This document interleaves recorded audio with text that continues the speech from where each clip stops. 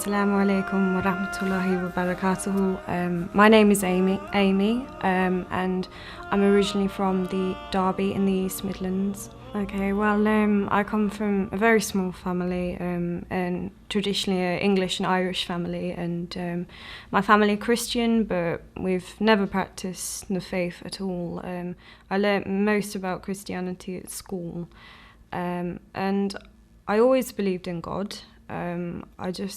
I always thought it made sense that the world around me had a creator, and I found school life quite difficult. I found dealing with the other kids and the teachers as well kind of gave me a really hard time for a few years. But it wasn't until I actually moved to high school that things started to improve. I was getting the support from my teachers, and I'd started to make friends and felt more kind of comfortable within myself. And at this point, like, I was more agnostic than anything else, because of course I believed in God, but in my view, from kind of my earlier childhood experiences, I didn't want to worship God because I just thought God wanted to punish us and make us suffer and make us sad. So I just didn't want anything to do with religion at all. And especially like when I started doing my GCSE in religious studies, we primarily looked at Christianity, and I found that I had so many problems with so many of the Christian doctrines, and in my heart, I just could not accept. Well, I never really came over those difficulties, really. I just struggled just interacting with the other students at my school, and dealing with the pressure as well that was put upon us to succeed. Pretty much from the age of 11 onwards, everything became about exams, and kind of the way I felt about it was, if I didn't pass this exam, then I was a failure. And every time I did well in a test, I would feel like I had some self-worth. I had no self-esteem as a young teenager. I was very self-conscious, and I was very anxious as well, because I'd suffered a lot from bullying when I was very little, and it really did impact me on how I was with other people. So I had enormous social anxiety, and kind of over the years as well, like, I quickly developed depression, and I was diagnosed with it when I was about 15 or 16. And it just got to a point where, like, I didn't really want anything to do with life. I didn't want to go to school. I didn't want to do my exams. I didn't have the time for it anymore. I didn't see the point of it, Well, from a young age at my primary school, we were taught about Christianity, but I was at an age where I kind of just believed everything that my teacher told me. But kind of as I grew up and I started doing my GCSEs, that was the first time I was really looking at Christianity, like, with a more kind of maturer and more kind of critical academic kind of eye. And the biggest problem I had was the issue of the Trinity. Like, it just did not make sense to me that God would almost kind of split himself up into three parts. And kind of from my point of view, like, if God is supposed to be just, and if he wants people to succeed and go to heaven, then the concept of God has to be easy to understand. Any human being, no matter what age or for what country they're from, what race, whatever kind of education they have, they need to understand that concept, because if they don't understand the concept of God, then surely they cannot succeed.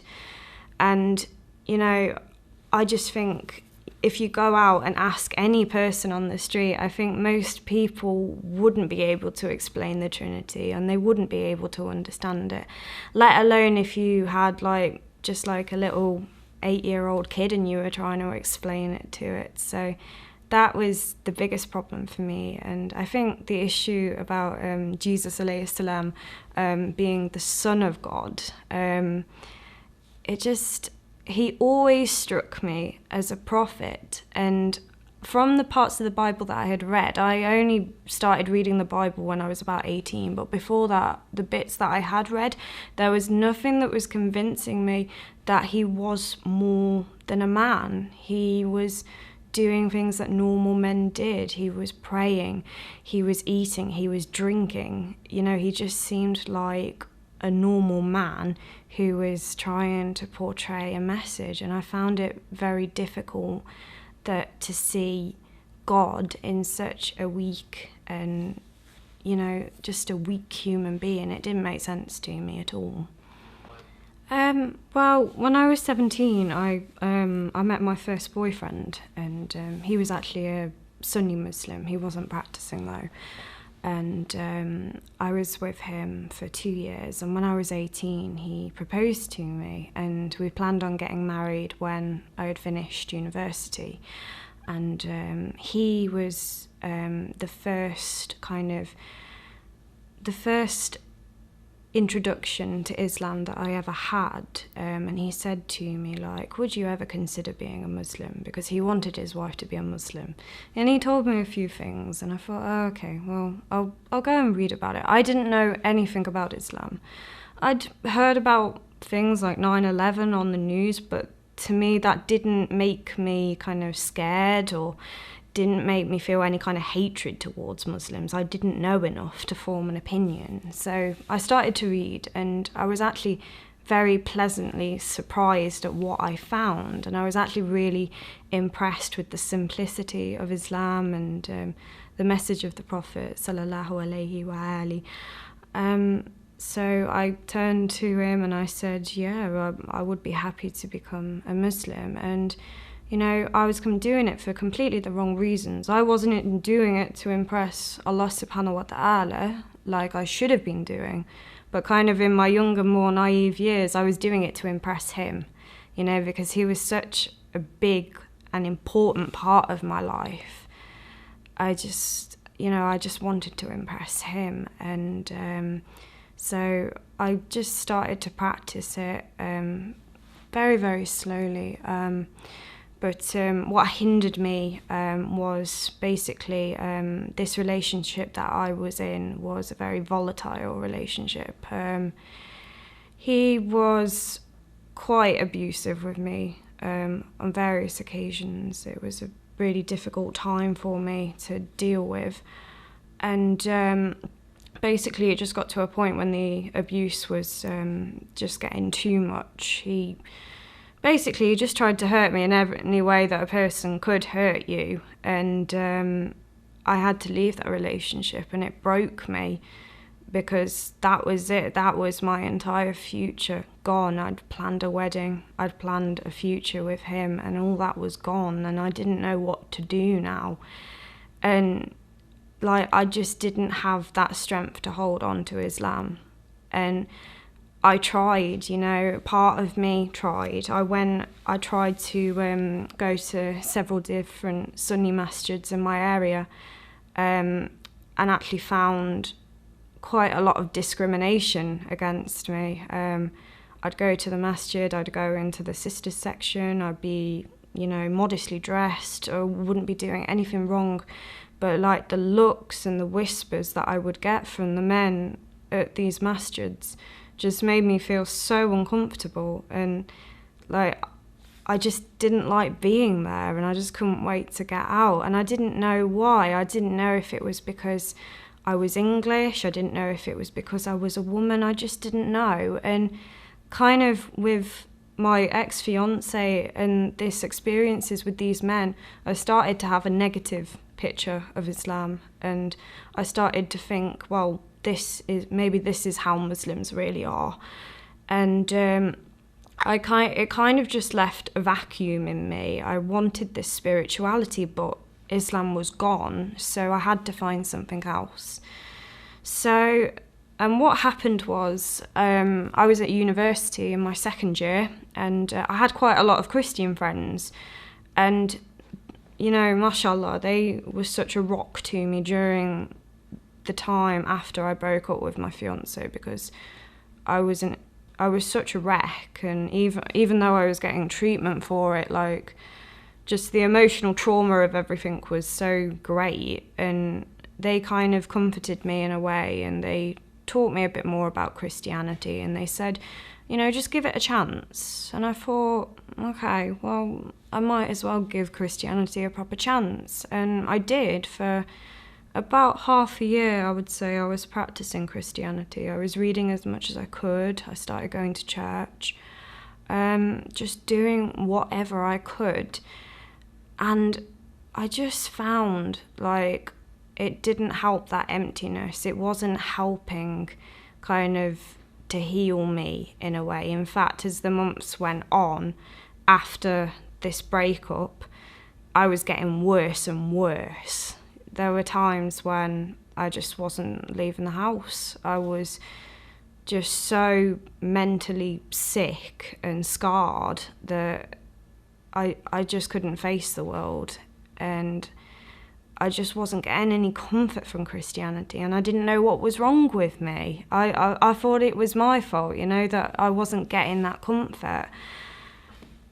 But it kind of took me until kind of the end of the summer, and I realised why it wasn't working for me, and it was because I knew in my heart I didn't believe what my Christian friends believed necessarily. I think, like, even at an older age, I started reading the Bible again when I was 18. Even then, I was still having the same issues. I was questioning myself, is Jesus really the Son of God? You know, is it true, or was he just a man?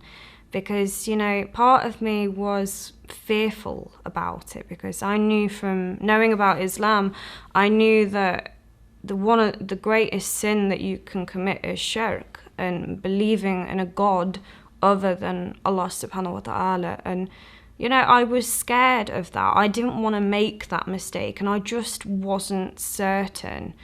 And I would read the Gospels, and from what Jesus alayhi salam said, like, there were implicit things that could suggest that he was the Son of God, but they were not explicit enough for me. I felt, you know, this is to do with salvation. God has to be explicit, otherwise it just wouldn't be fair. And then pretty much after I'd read the Gospels and I moved on to Acts and the letters of Paul, I felt there was kind of a shift almost, because up until this point, I didn't really know much about the Apostle Paul. But this shift, it was saying that more explicitly who Jesus was. And I don't know, part of me wanted to believe it, but at the same time, I just felt like I couldn't, in a way, and it was difficult. And I would go and I'd talk to, like, my friends, and talk to my priest as well, and just say, you know, I'm still struggling with this concept of the Trinity. And, like, they spent many hours talking to me about it and trying to explain it to me. They were using things like the egg thing and God knows what else, and it didn't sink in. It just didn't go. And I think the way I practiced as a Christian, I very much practiced as a monotheistic, you know, like, I just kind of depended on God, and I just saw Jesus as, like, an inspiration of how to live, how to treat people in a way, more than seeing him as this godlike figure. It was strange because I began to miss Islam towards the end of that summer. The one day I had a dream, and I was in this masjid that I'd visited when I was in Egypt, and I'd gone to it myself because my fiancé was busy doing something else, and I'd gone for Maghrib prayers, and I was just sitting there waiting for the adhan. And when I woke up from that dream, like, I just felt such a sense of loss, like I just missed it so much, and I felt like I wanted to pray again. I missed learning Arabic. I missed fasting. You know, the things that I would complain about sometimes, all of a sudden I was starting to miss. But even then, I didn't go straight back to Islam. I was looking into other religions. I actually looked more into Catholicism because at the time I was a Protestant, Church of England. So I looked into Catholicism. I was very interested in their doctrines on Mary, the mother of Jesus, alayhi salam, and I did quite a lot of research into that, and I just didn't find the evidence convincing enough for me. And the issue with the papacy as well, again, it just wasn't sufficient evidence enough for me to believe it. So I looked into other religions. I looked into Judaism, which impressed me, but the thing that kind of put me off was the fact that they don't accept converts. And I just thought, well, you know, if this faith doesn't accept converts, that's not a very good show on God, really, because surely God would want everyone to be saved, not just one group of people. It just doesn't make sense. So I looked into Eastern religions as well, and for a time I was quite interested in Hinduism, and I did so much reading about it. But the only thing is, I would read so many books and I would sit there and think, have I actually learned anything? And the answer would be no, because it was just so complicated and so varied. I just couldn't get my head around it, and I was just like, you know, I just can't do this. And I was just thinking, well, what do I do now? There's nothing else that's appealing to me. And by this time, those feelings of missing Islam were getting stronger and stronger. And I decided, well, you know, when I first learnt about Islam, I did it to impress my fiancé. And by this time, I was 20, I'd grown up a lot, and I decided, you know what I should do? I should research Islam fairly and do it with the intention of seeking Allah subhanahu wa ta'ala alone. So I decided this one night, I prayed 2 rakat and I made dua and I said, just, Ya Allah, just please help me to have clarity in Islam. Please give me this wisdom to understand your faith and show me if this is the right way for me. So I started reading the Quran again. I started, the way I got most of my knowledge would be from books, and then I'd sit on YouTube and I'd watch so many lectures, hours and hours of lectures. And at this time, I was still Sunni, because back from the time when I was with my fiancé, I met a few other Muslims. They were friends of his, and I'd mentioned Shia Islam to them, and their response was, don't learn about the Shias. They're disgusting. They're kafir. You know, they do this, they do that. You know, they put me off. So I wasn't even considering it. But this one day kind of, and I see it as a miracle now, I just sitting on YouTube watching lectures, I came across this one lecture, and from the start I noticed it was quite different from other lectures I'd been watching, because, you know, people were shouting salawat, and at the time I didn't know what salawat was and why they were doing it. And I quickly realised that actually this was a Shia lecture that I was watching. And part of me was just like, maybe I shouldn't be watching this. Maybe I should just switch it off. But out of kind of sheer curiosity, I decided to give it a chance, and I just sat and watched it. And the speaker was Dr. Sayyid Ahmad Naqshbandi, and the video I was watching was discussing the Shia view on the wives of the Prophet sallallahu alaihi wasallam. And I was expecting, I don't know what I was expecting. I was just expecting it to be a joke, really, and a just massive insult. But just the way he spoke was with such eloquence and dignity and honour as well. I liked the fact that he was doing academic discussion, but he wasn't cursing anyone. He wasn't, calling the wives in any kind of derogatory names. It was all very respectful, and I appreciated that. And I just couldn't help but just listen to these arguments and think they actually make sense. I can see where he's coming from. So, but kind of part of me didn't want to believe it, because again, it was this fear. I'd been taught that the Sahaba and the wives of the Prophet, you cannot criticize them at all.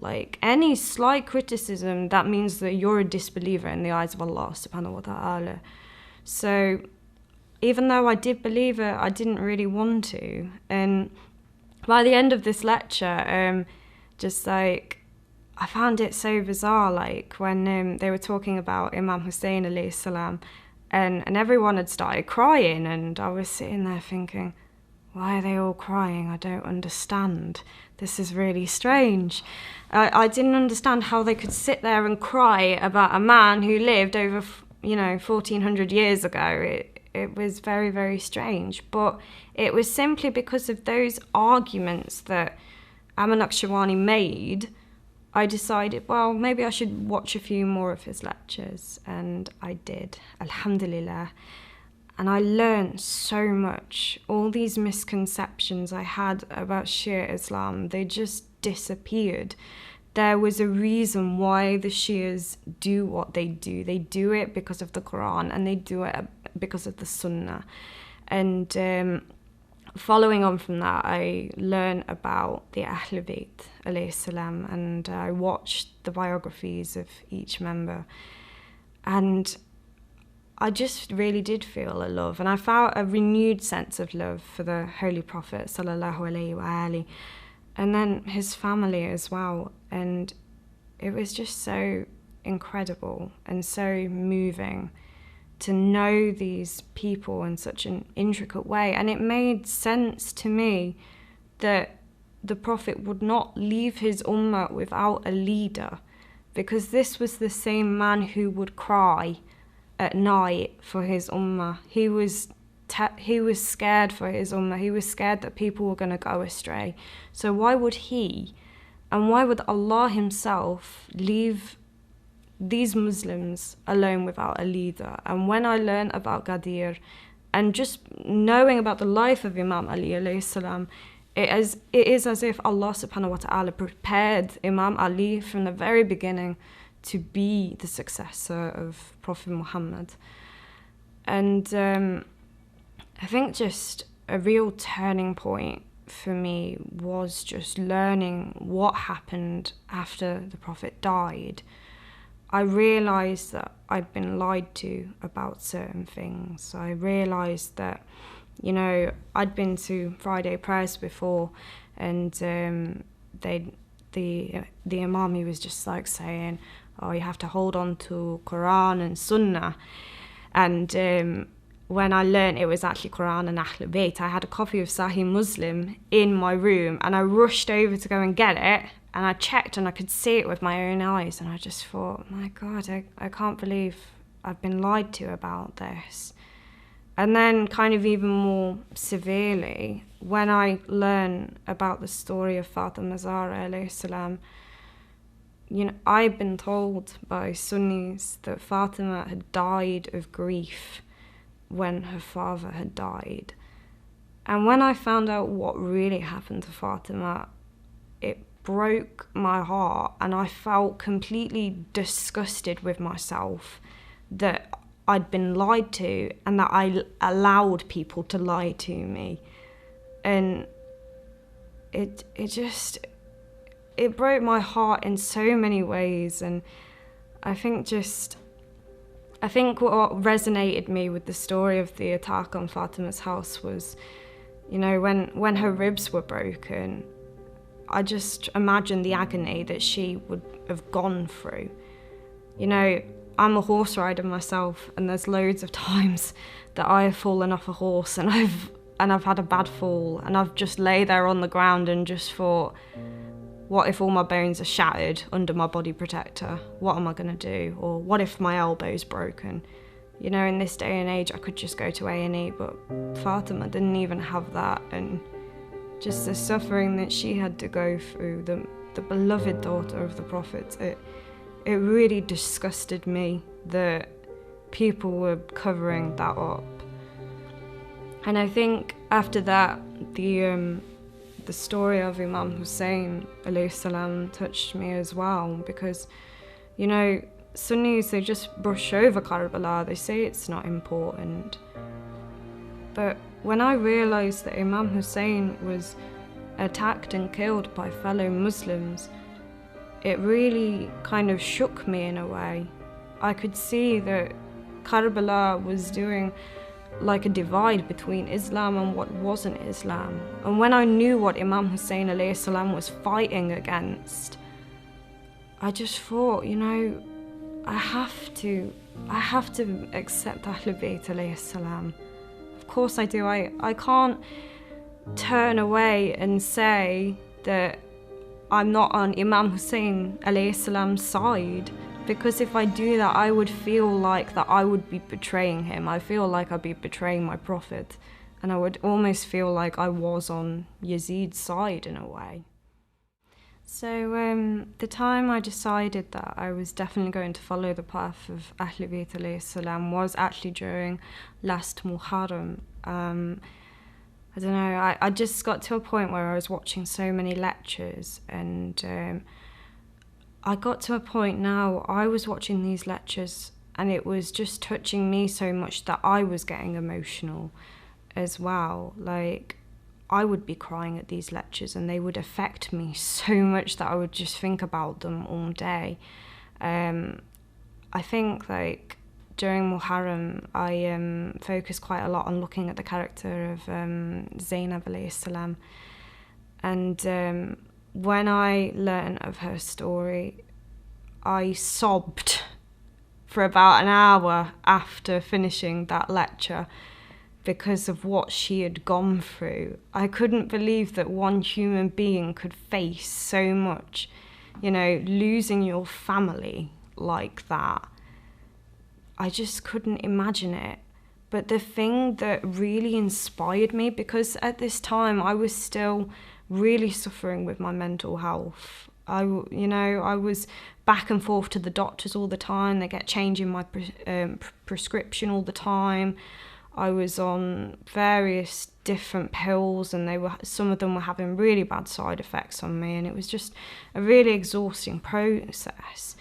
But the thing that struck me about Zainab alayhi salam was the fact that even on the 11th night of Muharram, she was praying Salatul Layl, you know, not even an obligatory prayer, but she still did it, and she never complained about Allah subhanahu wa ta'ala during all that time. And it did make me realise that, you know, the evils that had been done to me in my life, that was not Allah, that was mankind. That if anyone is to blame for the things that have happened to me, it was not Allah subhanahu wa ta'ala. Allah has always been there. He's always been on my side, and He's always wanted me to find Ahlul Bayt alayhi salam. So after that, I decided, yeah, I've got to be a Shia, and I decided as well, you know, I'm going to adopt an Islamic name, and I'm going to adopt the name Zainab as well. Not just because of the emotional connection, but the thought as well, and the hope that Allah subhanahu wa ta'ala could use me to be to the Imam of our time, Imam Mahdi alayhi salam, the hope that I could be as Zainab was to Hussein alayhi salam, I could be like that to Imam Mahdi, inshallah. So with that process, I decided I wanted to find a masjid. I wanted to find other sisters. And I started looking around, and it was a real struggle at first because I felt so limited, because now I was just looking for a Shia mosque. I wasn't comfortable with going to a Sunni mosque. But anyway, I found a few, and I emailed them because I was too afraid to kind of just turn up. I emailed them, I explained my situation. I said, I want to take the Shahada. Please, can you help me? And one masjid, out of all the masjids that I contacted, only one got back to me. and that was the Masjid Al-Hussein in Leicester. And you know, mashallah, they were just so kind. I got an email back from the secretary, and then this secretary put me in touch with one of the sisters there, and we arranged everything. I went to the masjid, and I got to meet the Maulana there and a couple of the sisters, and it was just such a beautiful experience. Like, they were so happy to see me there. They were so respectful and so kind to me. They were just so happy that I was there and that I was considering Islam, and it was just such a remarkable experience. And I walked away from it just feeling so elated and so thankful to Allah subhanahu wa ta'ala that He had provided me for this. And you know, alhamdulillah, I've been able to go to that masjid a few times now, and like, the sisters have just been incredible. I've not had one negative kind of situation with any of the sisters there, young and old. They're just so kind and so generous, and they're just so happy that I'm their sister, and they will do anything for me. Like, they'll give me books, so they gave me like some prayer clothes. It was just, I just wasn't used to it, just going to Sunni mosques and then going to this Shia mosque.